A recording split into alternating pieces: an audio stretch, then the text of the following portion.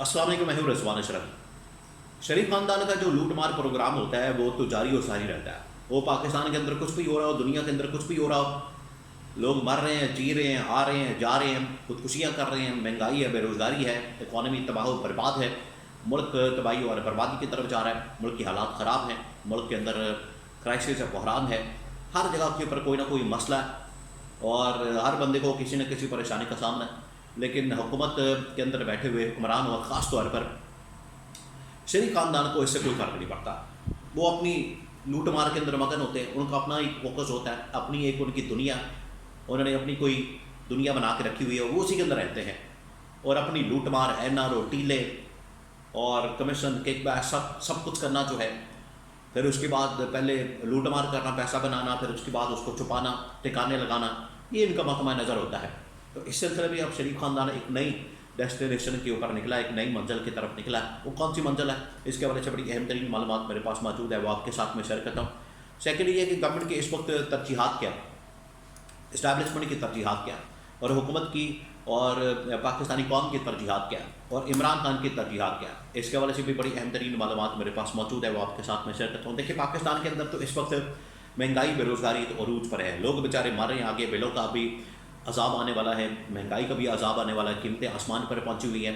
ان کی جانب سے تو جھوٹے دعوے اور جھوٹے نعرے لگائے جاتے ہیں، جھوٹے اشتہارات، جعلی اشتہارات چھاپے جاتے ہیں لوگوں کا منہ بند کرنے کے لیے، اخباروں کا منہ، ٹی وی چینلز کا منہ بند کرنے کے لیے ان کو اشتہارات دیے جاتے ہیں، اور اشتہارات کی مد میں اربوں خربوں روپے دیے جاتے ہیں۔ لیکن حالت یہ ہے کہ آپ عوام میں چلے جائیں تو آپ کو مہنگائی کا اندازہ ہو جائے گا، مہنگائی کا پتہ لگ جائے گا، آپ کو اصل قیمتوں کا پتہ لگ جائے گا۔ اور ان کی ترجیحات کے اندر ملک سے مہنگائی کا خاتمہ، بے روزگاری کا خاتمہ، یا اکانومک اسٹیبلٹی یا سیاسی استحکام ان کی ترجیحات کے اندر نہیں ہے۔ حکمرانوں کی ترجیحات ہیں کہ اپنی کسی طرح سے اقتدار کو، اپنے کسی طرح سے لوٹ مار کو بچایا جائے، اپنے اقتدار کو بچایا جائے، اپنا سروائیول کیا جائے، اور جتنی دیر تک سروائیول ہو سکتا ہے اتنی دیر تک کیا جائے، اور لوٹ مار کر کے اپنا جو پیسہ ہے اس کو ٹھکانے لگایا جائے۔ یہ اس وقت پاکستان کی سچویشن ہے۔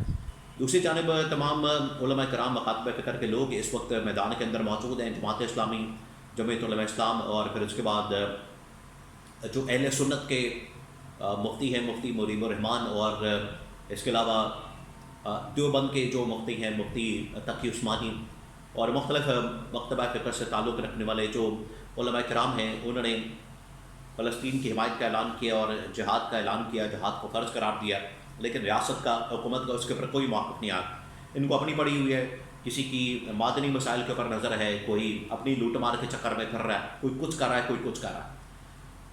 اب یہ والا جو موقف ہے اس وقت فلسطین کے اوپر اپنایا گیا، دیکھیے یہ لوگ بات کرتے ہیں کہ عمران خان یہودی ایجنٹ ہے، عمران خان تو یہودیوں کا ایجنٹ ہے، تو یہودیوں کا ایجنٹ تو اس وقت جیل کے اندر موجود ہے۔ باہر تو یہودی ایجنٹ نہیں ہے نا، باہر تو یہودی ایجنٹ نہیں پھر رہے، باہر تو فلسطین کے ایجنٹ ہیں، تو فلسطین کی حمایت کا اعلان کریں، فلسطین کے حق میں بات کریں، اسرائیل کی مذمت کریں، اس کی مرمت کی بات کریں۔ یہ نہیں کریں گے، میں آپ کو چیلنج کرتا ہوں، یہ کبھی بھی اسرائیل کی مذمت نہیں کریں گے، اسرائیل کی مذمت ان کی جانب سے نہیں کی جائے گی، یہ اسرائیل کو کسی صورت نہیں کنڈیم کریں گے، کیونکہ ان کی جائیدادیں وہاں پر پڑی ہوئی ہیں، ان کی جائیدادیں جو ہیں اسرائیل نواز ممالک کے اندر پڑی ہوئی ہیں، کس طرح سے کر سکتے ہیں؟ ان کو پتہ ہے کہ اگر اسرائیل کی مذمت کریں گے، ہماری ساری جائیدادیں، پراپرٹیاں، بینک بیلنس، سب کچھ جکڑ بند اس کو کر دیا جائے تو کہاں جائیں گے؟ کاروبار بند ہو جائیں گے، ان کی پراپرٹیاں فریز ہو جائیں گی، یہ کبھی بھی نہیں کریں گے اسرائیل کی مذمت، ان کو پتہ ہے۔ اس وجہ سے کہتے ہیں یہ عمران خان کو یہودی ایجنٹ ہے، تو خود بن جائے فلسطین کے ایجنٹ، اور فلسطین کے ایجنٹ بن کے تو فلسطین کی حمایت کا اعلان کریں، نہیں کریں گے۔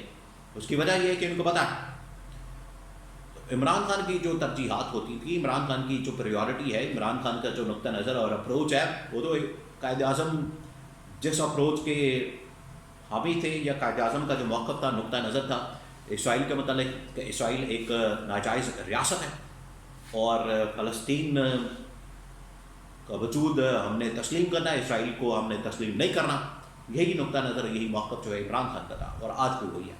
اور عمران خان کے دور میں عمران خان کے اوپر بڑا پریشر ڈالا گیا، اور عمران خان کے اوپر اسرائیل کے ساتھ تعلقات بحال کرنے کے حوالے سے بڑا پریشر ڈالا گیا، لیکن عمران خان نے ہمیشہ ایبسولوٹلی ناٹ کہا اس معاملے کے اوپر۔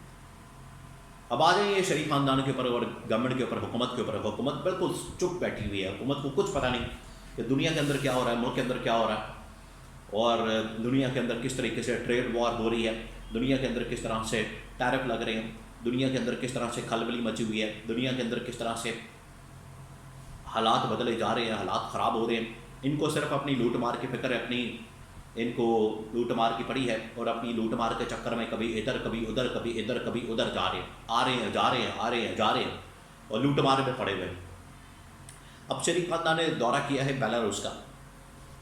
اب نہ کسی ایسے طاقتور ملک کا جہاں سے کوئی فائدہ ہو سکے پاکستان کو. دیکھیے عمران خان اپنے دور کے اندر ایک بات کرتا تھا، فارن آفس کی جانب سے، آپ کو پتہ ہے فارن آفس کو کام ہی یہی ہوتا ہے، ان کو بڑے سیر سپاٹے کا شوق ہوتا ہے. تو جو بھی گورنمنٹ آتی ہے، حکومت آتی ہے، مہینے بعد، ہر ہفتے بعد، 2 ہفتے بعد، مہینے بعد فارن آفس لے کر پہنچ جاتا ہے کہ آپ نے اس ملک کا دورہ کرنا ہے، کیونکہ ساتھ میں ان کے دورے بھی لگے ہوتے ہیں. پورا جمعہ جانج بازار، پورا لاؤ لشکر، پورا وہاں پر اسٹاف جو ہے 20-25 لوگ، 30 لوگ، 35 لوگ، سب ایکٹیو ہو کے سیر سپاٹا کرنے نکل جاتے ہیں.